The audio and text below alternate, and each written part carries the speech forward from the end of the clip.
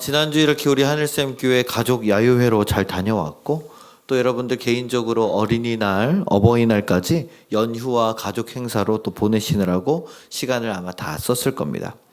우리 어린이들은 부모님들에게 또 좋은 선물을 받아서 기분이 좋고, 우리 부모님들께서도 자녀들이 소중히 써준 편지와 또 용돈들을 챙겨주셔서 기분이 좋으셨을 줄로 믿습니다.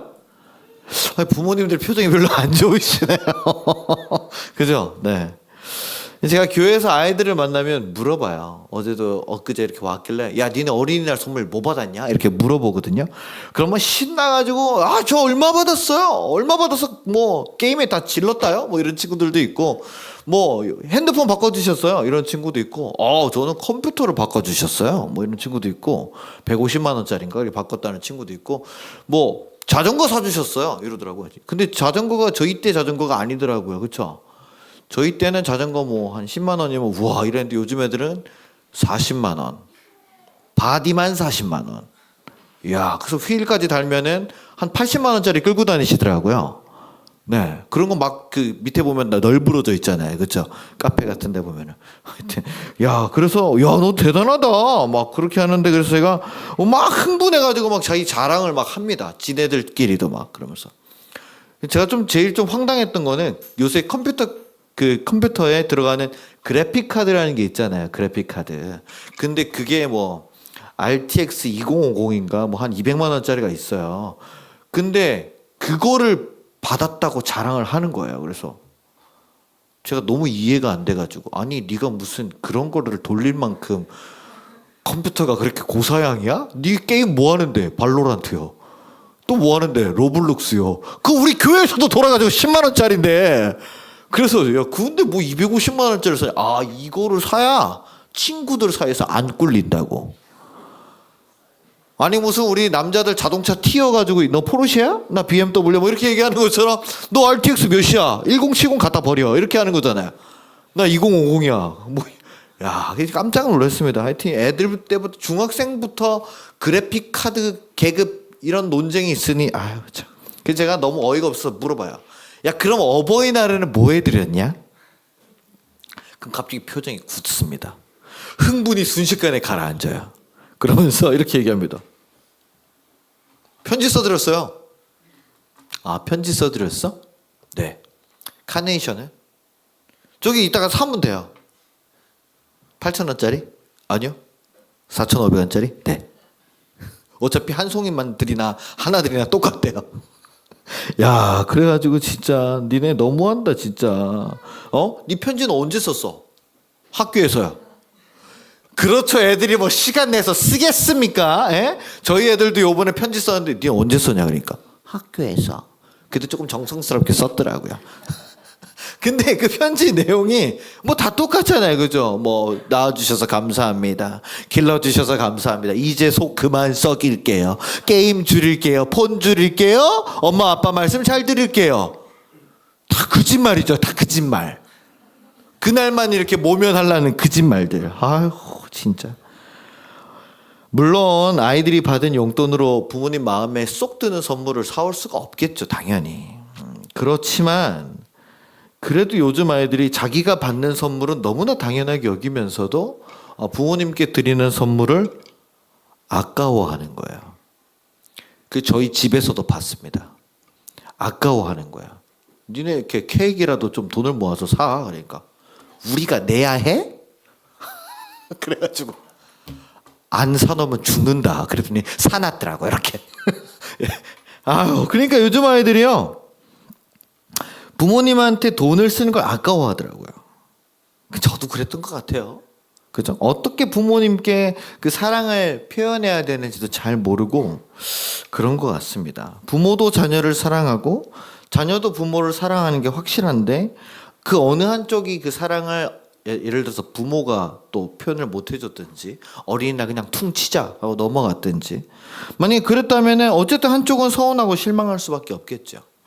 여러분 이 사랑의 표현이 우리가 하나님의 자녀된 우리로서 하나님과 나의 관계라고 생각하면 어떨까요? 하나님께서 나에게 베풀어 주시는 그런 은혜와 사랑이 크다는 거 우리가 너무나 잘 알고 있습니다. 너무나 당연합니다. 그러나 내가 하나님께 돌려드리는 사랑은 좀 미약한 거죠. 좀 아까울 때도 있고, 시간이랑 돈이 좀 잘 안 나고, 정성이 좀 아깝게 느껴지는 것이 솔직한 우리의 어쩌면 신앙 상태일 수도 있겠다라는 생각이 듭니다. 오늘 이 요한복음은요, 예수님께서 십자가에 달리시기 직전에 제자들과 이제 성만찬, 최후의 만찬을 하시면서 하셨던 말씀을 요한만이 길게 써놓은 장면이 바로 이 14장입니다. 그래서 고별 설교다 이렇게 부르기도 해요. 예수님이 이제 곧 십자가에 달려 죽으실 것이기 때문에 나는 이제 너희를 떠나갈 거야 이렇게 말씀하십니다. 그러니까 그 말들은 제자들이 당연히 불안하고 근심하겠죠. 그러니까 예수님이 근심하지 말라. 내가 가는 곳은 너희가 올 수 없지만 그곳은 내 아버지의 집이다. 그리고 내가 간 후에는 보혜사, 곧 성령을 너희에게 보내주어서 너희를 고아처럼 내버려 두지 않을 것이라고 이야기를 하십니다. 그러면서 내 이름으로 너희가 무엇을 구하든지 그대로 이루게 해주시겠다라는 약속을 주시는 게 바로 오늘 이 말씀인 거죠. 그런데 한 가지 조건이 있어요. 그게 15절입니다. 한번 읽어보겠습니다. 15절 시작. 너희가 나를 사랑하면 내 계명을 지키리라. 너무 간단하죠. 누구나 이해할 수 있는 아주 심플한 그런 조건입니다. 복잡하지도 않고 계산할 것도 없어요. 많지도 않습니다. 제자들을 곧 떠날 예수님이 제자들에게 원하시는 것은 딱 한 가지인데 그게 뭐예요? 나를 사랑하면 너희가 내 계명을 지킬 것이다 라는 거죠. 3년 동안 공생애를 통해서 제자들과 많은 시간들을 함께 하셨습니다. 하나님의 나라의 말씀과 기적을 베풀어 주셨고요. 예수님이 그러면서 마지막에 내가 떠나는 마당에 이 제자들에게 확인해 보고 싶었던 것 딱 한 가지. 그게 바로 예수님을 사랑하는 마음이었던 것 같아요. 여러분, 우리가 예수님을 사랑하는 마음, 그 사랑을 모릅니까? 우리 압니다. 이제 막 태어난 우리 아기, 우리 희엘이만 봐도요, 부모의 사랑을 알고 예뻐해주고 만져주고 뽀뽀해주면 애가 빵긋빵긋 웃습니다. 그쵸? 웃어요. 가족들 간에 다투고 또 싸울지라도 가장 내가 힘들고 어려울 때 또 슬플 때 가족이 나를 지켜주는 그 사랑이 있습니다. 친구들과 편하고 즐겁게 지내면서 느껴지는 또 사랑이 있습니다. 내가 정말 모든 것을 다 주고 싶은 그런 사랑이 있습니다. 그래서 우리는 이 사랑을 늘 확인하고 싶어 하죠. 나 사랑해? 나 필요해? 나 정말 사랑하는 거 맞아? 가족 간에도 연인 간에도 친구 사이, 남자친구들끼리 야, 너 나 사랑하지? 그건 조금 애매하겠지만 그래도 우리는 사랑을 늘 확인하고자 한다는 거죠. 이번에 어린이날, 어버이날 기꺼이 우리가 돈을 들여서 시간을 들여서 같이 밥을 먹고 좋은 곳에 갔다 오고 선물을 주고받는 그 이유가 무엇입니까? 이 사랑을 확인하고 싶기 때문이죠.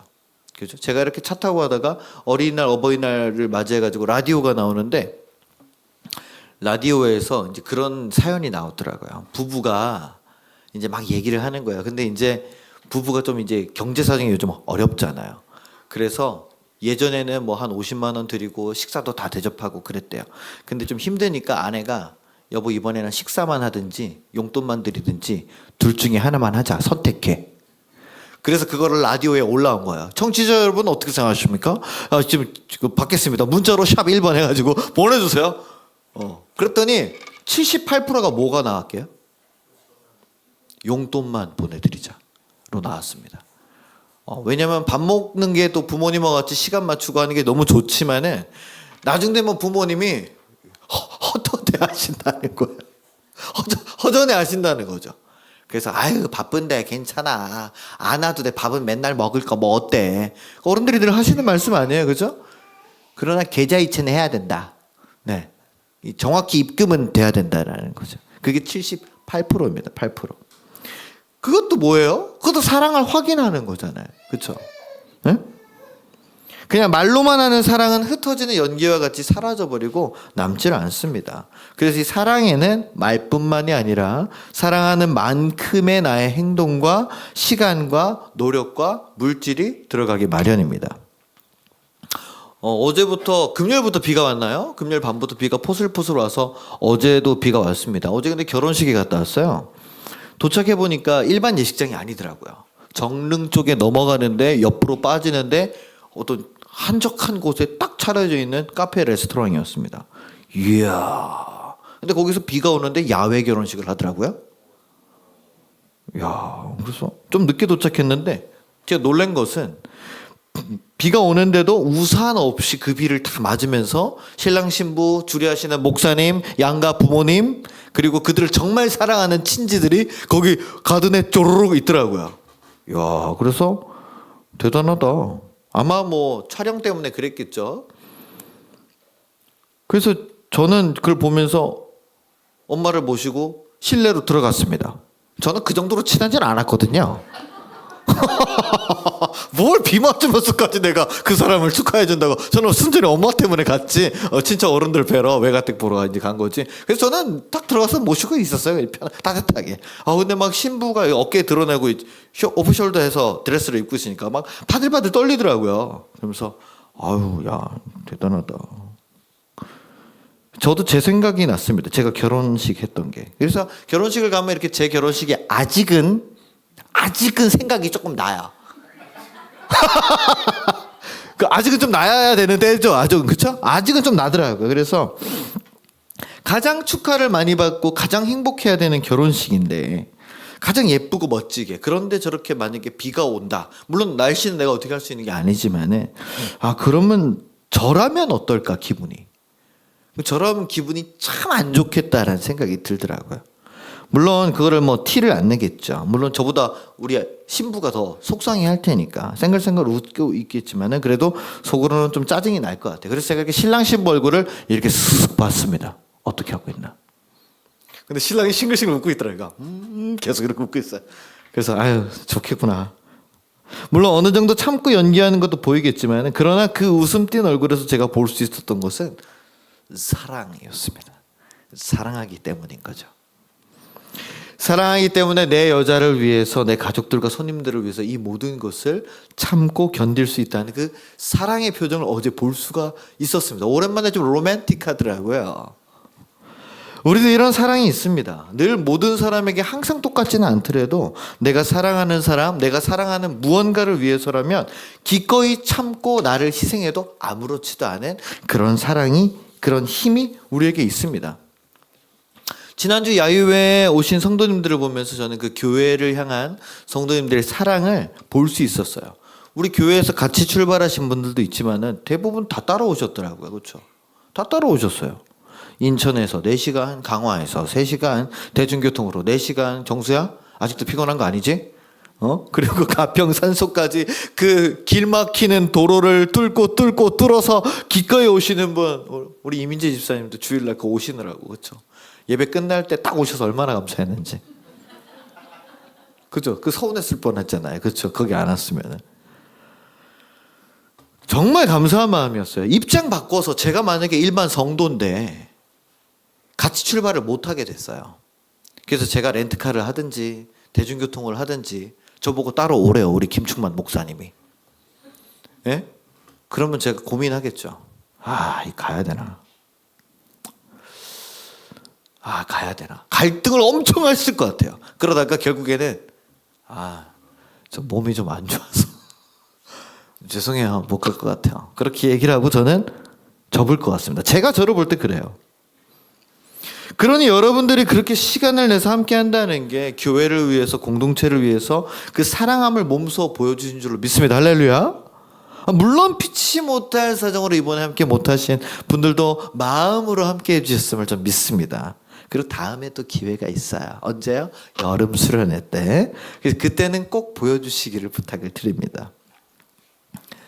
사랑의 가장 기본적인 힘은요, 인내와 희생이죠.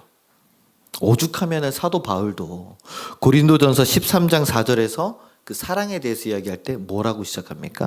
사랑은 언제나 오래 참고. 참 신기하죠. 사랑은 언제나 행복하고, 사랑은 언제나 기쁘고가 아니라 사랑은 언제나 오래 참고를 이야기한단 말입니다. 그렇다면 오늘 예수님이 제자들에게 하신 말씀, 너희가 나를 사랑하면이라는 이 말씀, 이 사랑을 이렇게 한번 바꿔볼까요? 너희가 나를 오래 참으면, 너희가 나를 위해 희생할 수 있다면 나의 계명을 지키리라. 그럼 어떠세요? 뉘앙스가. 이제 곧 십자가에서 죽음을 맞이할 그 모습을 보고 충격받고 뿔뿔이 흩어지고 목숨을 잃을까 꽁꽁 숨어있던 벌벌 떨게 될 제자들한테 예수님의 말씀을 위해서, 예수님이 선포하셨던 그 하나님 나라를 위해서 오래 참고 희생해달라고 부탁하신 그 뜻이 너희가 나를 사랑하면 이 말에 담겨 있는 거예요. 그럼 우리도 예수님의 말씀을 한번 찬찬히 되새겨 봐야겠습니다. 난 예수님의 말씀을 듣고 오래 참을 수 있는가? 물론 말씀에 그런 말씀이 많지만은 나는 오래 참는가? 나는 예수님을 사랑하기 때문에 뭐를 희생할 수 있을까? 근데 뒤이어서 이런 생각이 바로 꼬리를 뭅니다. 아니 왜 그렇게까지 해야 되나? 그냥 좀 편하게 믿고 편하게 교회 다니고 싶은데 가뜩이나 가족들 사이에서 회사 다니면서 일하면서 화가 나도 짜증이 나도 좀 참고 사는 게 너무 많은데 교회에서까지 더 참으라고 한다니. 아니 그럼 나는 도대체 어디서 숨을 쉽니까? 나는 어디서 좀 마음의 여유를 가질 수 있습니까? 교회에서도 다 참으라 그러면은요. 이런 생각이 곧장 따라붙으면 마음이 불편해지죠.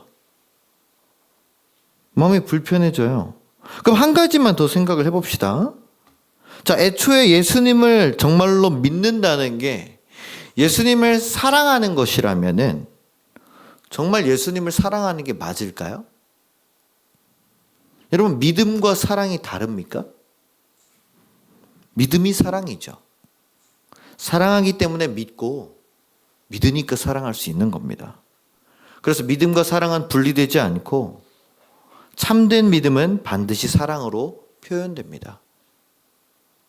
최근에 제가 종종 보는 프로그램이 있어요. 너무 재밌게 보는데 뭐냐면 이혼 숙녀 캠프라는 프로그램입니다. 아니 제가 이혼할 건 아니고요. 그냥 그걸 잘 본다 이 말이에요. 왜냐면은 거기 내용이 워낙 자극적이에요. 이렇게 쭉 보다가 한 1분짜리 30초짜리 그 짤이 나오잖아요. 짧은 영상이 나오면 그걸 딱 보면은 야, 이 사람들은 도대체 어떤 생각을 가지고 여기까지 나왔을까가 너무 궁금해져 가지고 들어가서 찾아봅니다. 그럼 30분짜리를 이렇게 한참 보고 있거든요. 우리 결혼하기에 앞서 있는 우리 청년들은 많이 보시기 바랍니다. 그런 인간들을 안 만나야 돼요. 네, 그럴 거면 안 사는 게 훨씬 나아요. 진짜. 아니 내용이 진짜 자극적이에요. 뭐 남편을 잔반처리기라고 불러요. 자기가 먹다 남은 거, 애가 먹다 남은 건 다 남편한테 줘서 싹싹 긁어 먹어. 남편도 그걸 다 먹습니다. 남편을 보면서 아내가 피 웃어. 너 우리 집 잔반처리기잖아. 아이 그게 너무하지 않습니까? 근데 또 어떤 남자는 막 막말하고 다 집어던지고 폭력적이고 뭐 그런 공격적인 성향이 그 프로그램을 찍는데 내내 나와요. 쌍욕하고 애가 있는데. 그리고 또 어떤 남자는 자기 와이프 앞에 두고 자기가 다른 여자랑 바람 폈다는 걸 실실 웃으면서 인정해요. 예, 한번 바람 폈습니다. 도대체 무슨 생각을 하고 궁금하시죠? 이혼 숙녀 캠프 들어가시면은 다 보실 수 있습니다. 아주 잠이 확 깨요. 네, 밥 먹으면서 보면 아주 이게 맛있습니다. 밥맛이. 네? 저는 굉장히 정상적으로는 안 보이더라고요. 그래서 전 좀 더 관심이 가는 것 같아요. 어떻게 저러고 살까? 아니 그냥 이혼하면 편한 거 아니에요? 근데 왜 이혼하지 않고 굳이 이 프로그램에 나와서 자기 신상 자녀들 사는 거 다 까발리고 온 국민들이 다 보게 하면서 저희에게 기회를 한번 주십시오라는 걸 왜 하냐는 거예요. 전 너무 이해가 안 되더라고요. 근데 참 보면 볼수록 세상에는 정말 다양한 사람들이 많다는 것을 알게 됩니다. 그리고 그 다양한 사람들이 드러내는 어떤 정상적인 범주를 넘어서는 말과 행동들이 결국 그 사람이 자라온 환경과 과정에서 많은 영향을 받았다라는 것들이 심리 상담 결과나 어떤 그 역할극 그런 것들에 대해서 드러나더라고요. 그래서 더 진지하게 보게 됩니다. 이 처음에는 부부의 자극적인 생활을 보여주다가 서로에 대한 불신과 험담을 보여주고 갈등과 싸움이 극에 다다랐을 때 이제 심리 상담과 그 심리극, 역할극을 통해서 그 상처를 깨닫고 서로를 이해하고 용서하는 그런 따뜻한 모습으로 이 부부의 새로운 시작을 응원해달라고 하면서 이 방송이 마무리가 돼요. 제가 놀란 점이 있습니다. 거기 나오는 부부가요, 아주 서로를 잡아먹을 듯이 싸우거든요. 완전 진짜 인격적으로 개무시하고 그냥 이거는 그냥 차라리 남이 나아요. 당장이라도 이혼하고 싶은 부부들이요, 전문가의 심리 상담을 받고 자기의 상처가 만져지고 내면의 깊은 부분이 건드려지면서 그 다음에는 고치려고 한다는 점입니다. 그 전까지는 저는 다시 합칠 마음이 없어요. 이혼 100%예요. 이렇게 얘기하던 사람이 다시 잘해보고 싶어요 라고 바뀌는 점입니다. 어떻게 그럴까요? 서로의 잘못과 단점을 평생 동안 같이 산 기간 동안 인정이 안 되다가 새롭게 같이 시작을 해보려는 그 노력에서 저는 굉장히 놀라운 깨달음을 얻습니다. 인생의 마지막 선택을 앞두고 돌이키게 만드는 그 힘이 뭘까?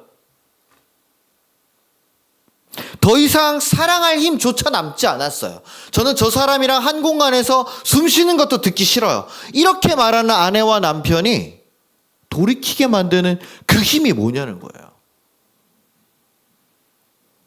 예수님이 오늘 말씀에 보면 이렇게 얘기하십니다.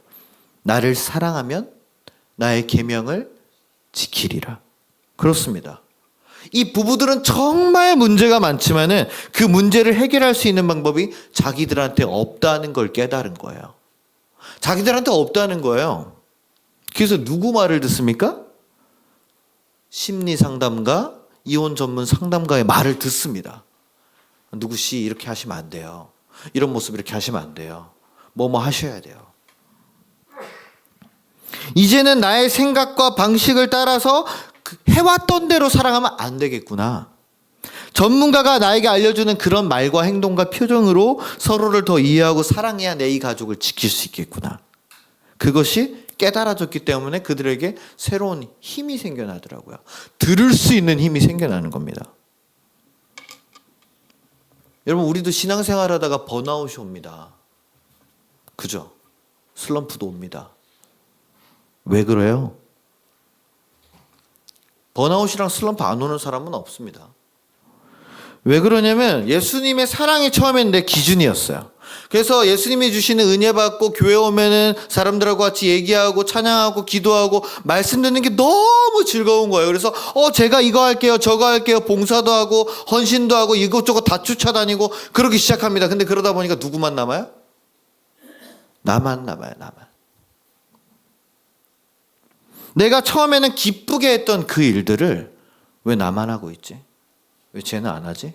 왜 나만 하고 있지? 왜 저 사람은 안 하지? 나는 시간이 많아서 이러나? 나만 남아도나? 그런 생각들이 계속 들면서 쌓입니다. 그럼 점점 더 힘을 잃어버려요. 예수님을 보고 예수님께 사랑을 받아야 하는데 일단 내 생활에 여유가 없습니다. 체력적으로도 따라주질 않아요. 가정에서도 계속 문제가 생깁니다. 예수님을 사랑한다는, 해야 한다는 그것은 내가 머리로는 알지만은 자꾸만 그렇지 못하는 나를 발견하게 되는 거예요. 그럼 교회 오는 게 계속 민망해지죠. 죄송스러워지고 다른 사람들 보기 부끄러워집니다. 그렇게 한 주, 두 주, 한 달, 두 달 빠지게 되면은요, 결국 교회를 끊게 되거나 옮기게 돼요. 그래서 우리에게 필요한 게 바로 이 이혼 숙녀 캠프에 나오는 그 부부들이 깨달은 것처럼 바로 그 힘이 필요하다는 거예요. 뭐예요?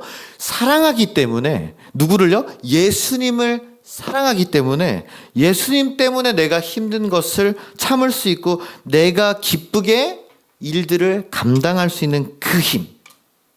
근데 그 힘이 나한테 있어요, 없어요? 없다는 것을 깨달아야 되는 거예요. 없어요, 여러분. 내 안에서는 결코 찾을 수가 없습니다. 19절을 보면은요, 예수님께서 이렇게 말씀하십니다. 세상은 나를 보지 못하지만 너희는 나를 보리라. 어떻게 본다는 거예요? 20절, 내가 아버지 안에, 너희가 내 안에, 내가 너희 안에 있는 것을 알게 되면 볼 수 있다는 거예요. 깨달아야져야 본다는 거죠. 예수님의 말씀이 곧 하나님의 사랑이고 그 사랑이 내 안에 있음을 깨달아야만 보이지 않는 예수님을 우리가 볼 수 있게 된다는 말씀입니다.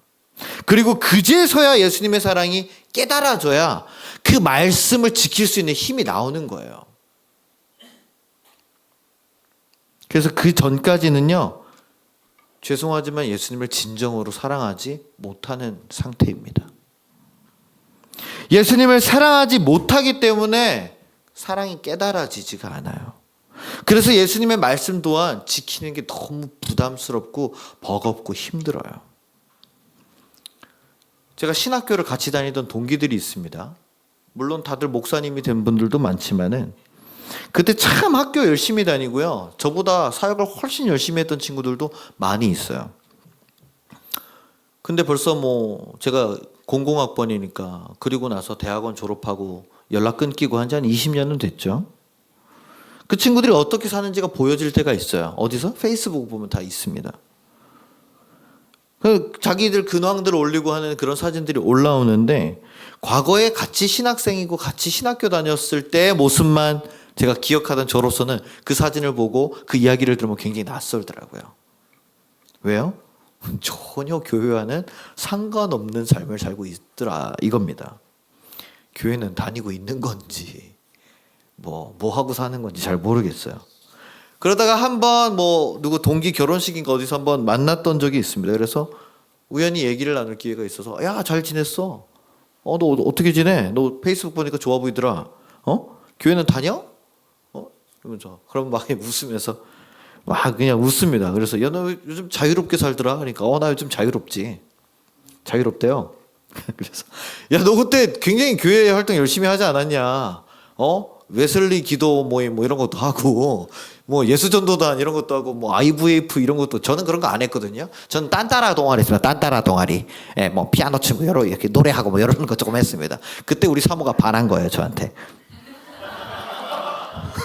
표정이 안 그러네. 아니 웃어줘야죠, 사모님. 그럼 제가 뭐가 됩니까? 자, 어쨌든 그렇게 열심히 했던 성경 통독 동아리, 기도 모임 동아리, 전도 동아리 이렇게 했던 친구들이거든요. 거기 막 회장까지 했던 친구들이란 말이에요. 근데 그리고 저랑 같이 우리 감신대 100주년 기념관 도서관에서 같이 공부도 하고 밤새서 그랬던 친구들인데 그 친구가 웃으면서 그렇게 얘기하더라고요. 야, 그때는 왜 그렇게 교회에 미쳐 살았는지 모르겠다. 요즘은 내가 하고 싶은 거 하고 먹고 싶은 거 먹고 술도 포함하는 거예요. 가족들이랑 일요일 날 여행도 가고 늦잠도 자고 나 이런 삶이 너무 좋아. 그러면서 저한테 너도 그렇게 살아봐. 굉장히 강추해, 강추. 야, 너 애들한테 많이 시달리지. 야, 내가 너 보면서 맨날 걱정한다. 우리 웅재 위해서 기도한다. 그러는 거예요. 그래서 제가 속으로 지까짓 게 목에 날 위해 기도하나 이제 그런 생각을 하는데 저보고 그렇게 하는 거예요. 너 맨날 애들한테 시달리지. 교인들한테 시달리지. 아니, 날 시달리게 하는 교인은 그렇게 많지는 않아. 그러면서 담임 목사하는 게 행복하냐? 여러분, 같이 신학교를 다녔다고 해서 모두가 목사고 선교사고 사역자가 될 수는 없습니다. 그러나 그들과 저의 다른 점은 뭘까요? 그들도 가족이 중요합니다. 저도 가족이 중요합니다. 그들도 자신의 시간과 일이 중요합니다. 저도 그렇습니다. 근데 그들은 교회를 떠났고 저는 떠나기는커녕 더 올인해서 목회를 하고 있을까요? 그 힘이 뭘까요? 제가 스스로를 가만히 돌아볼 때 저는 기본적으로 남을 위해서 돈 쓰고 시간 쓰고 마음 쓰는 것을 싫어하는 사람이에요. 아니, 기본적으로 제 인간을 보면 그렇다라는 얘기예요. 애초에 외동아들로 이기적으로 컸는데 어쩔 거예요. 그렇죠. 요즘 애들 어쩌라고요. 어쩌라고요. 그렇죠. 그게 제 본성이에요. 네. 그런데 성도님들이나 하늘쌤 아이들이 저를 볼 때 제가 그렇게 보이는가요? 만약에 그렇게 제가 살던가요? 아닐 것이라 믿습니다. 그러니까 지금까지 함께 해주시고 계시겠죠. 그럼 한 가지만 더 물어보겠습니다. 제가 지금 이 목사, 담임 목사, 하늘샘교회 담임 목사직을 하기 싫은데 억지로 꾸역꾸역 하고 있을까요? 뭔가 더 큰 교회를 가기 위해서, 소위 성공의 발판을 마련하기 위해서 그 계산 때문에 힘들고 어려워도 제가 참고 웃으면서 이 자리에 서 있는 것처럼 보이십니까? 아닐 것이라 믿습니다. 전 처음에는 행복하지 않았습니다. 근데 점점 하늘샘 목회를 하면서 깨달아지는 거예요. 하나님이, 예수님이, 성령님이 기뻐하시는 일이 무엇인지를 깨닫게 됐습니다. 대형교회 만나교회에서 수백 명 앞에서 설교하고 수천 명 앞에서 찬양 인도하고 할 때도 그때는 그게 너무 좋았죠. 그게 저의 상급인 줄 알았어요. 그게 저인 줄 알았고요. 그런데 하늘샘 와서 우리 권영진이랑 6학년 때 영진이가 단둘이 새벽에 나와서 기도하면서 한 영혼이 천하보다 귀하구나라는 것을 제가 그때 깨달았습니다. 그리고 초등학생, 중학생이었던 아이들이 이제 여기 다 이렇게 어엿하게 청년이 되어서 교회와 함께 성장하는 것을 보게 되는 것이 얼마나 큰 보람인지를 또 깨달았습니다. 그리고 이 교회를 위해서 저 혼자가 아니라 함께 이 교회를 위해서 헌신하고 섬겨주시는 우리 장년 성도님들이 계시다는 것이 얼마나 감사한 일인지를 깨달았습니다. 마지막으로 정말 진심을 다해서 제가 다른 교회처럼 사역자 대우는 못 해주지만 우리 교회를 위해서 밤이고 낮이고 와서 같이 일 돕고 설교 쓰고 이 사역에 힘쓰는 우리 전도사님, 우리 동료 전도사님, 목사님들이 계시다는 게 얼마나 든든한 일인지를, 행복한지를 깨달았습니다. 보세요, 대선 예배. 우리 대선 예배 뚝딱 만들잖아요. 네. 네? 오늘부터 노아 시작입니다. 우리 김충만 노아. 네. 국민의힘당 아니고 주님의 힘당. 네, 4주 동안 해서 투표할 거 여러분 잘 보셔야 돼요. 우리 예산이 어디로 쓰일지. 얼마나 감사한 일입니까? 그래서 저는 지금도 이 일을 하늘샘 교회의 목사로서 제가 설교를 준비하고 찬양을 하고 기도하고 여러분들과 함께 이 시간을 보내는 이 신앙생활 교회를 이어가는 것이 저는 너무 기쁨이고 저는 너무 행복이고요. 저의 살아가는 원동력입니다. 믿으시길 바랍니다. 진짜 믿으셔야 돼요. 그래서 오늘 21절의 말씀을 저는 늘 새기면서 삽니다. 21절 한번 읽어보겠습니다. 시작. 나의 계명을 지키는 자라야 나를 사랑하는 자니 나를 사랑하는 자는 내 아버지께 사랑을 받을 것이요 나도 그를 사랑하여 그에게 나를 나타내리라. 아멘. 사랑하는 하늘샘 성도 여러분, 예수님을 사랑하기 때문에 예수님이 나를 만나주신 하늘샘 교회를 사랑해야 될 줄로 믿습니다. 예수님을 사랑하기 때문에 우리가 성경 말씀을 지켜야 되는 줄로 믿습니다. 예수님께서 말씀하신 이 계명을 지키는 것이 우리가 아버지 하나님께 사랑을 받는 일이라고 분명히 얘기하고 계세요. 그리고 그 일을 통해서 나를 통해서 누가 드러난다고요? 하나님이 드러나시게 되는 줄로 믿습니다. 이 사랑 때문에 우리는 기꺼이 자신을 포기하고 주님의 말씀을 따릅니다. 이 사랑 때문에 나의 고집과 나의 불평과 나의 희생을 나의 찬양과 기쁨과 헌신으로 바꿀 수 있게 되는 것입니다. 이것을 우리는 순종이라고 부릅니다. 무조건적인 명령에 아무 이유도 없이 묻지도 않고 따지지도 않고 복종하는 것이 아니라 내가 사랑하기 때문에 그 사랑을 위해서 내가 누리는 모든 것들을 자발적으로 포기하고 나에게 주신 일들을 불평하는 게 아니라 내가 이 일을 해야지. 이 일을 하고 나면 주님이 나에게 어떤 기쁨을 주실까? 이 일을 통해서 우리 성도님들이 우리 아이들이 얼마나 행복해할까? 그 표정을 보기 위해서 4시간을 달려오고 3시간을 일하고 밤을 새서 설교를 준비하는 것이 난 너무 행복하구나. 내 사랑의 대상을 위해 기꺼이 기쁨으로 할 수 있는 그 모든 일들, 이제 우리가 그 순종의 발걸음을 사랑을 발견하며 한 걸음씩 내딛어 보시기를 주님의 이름으로 간절히 축원합니다.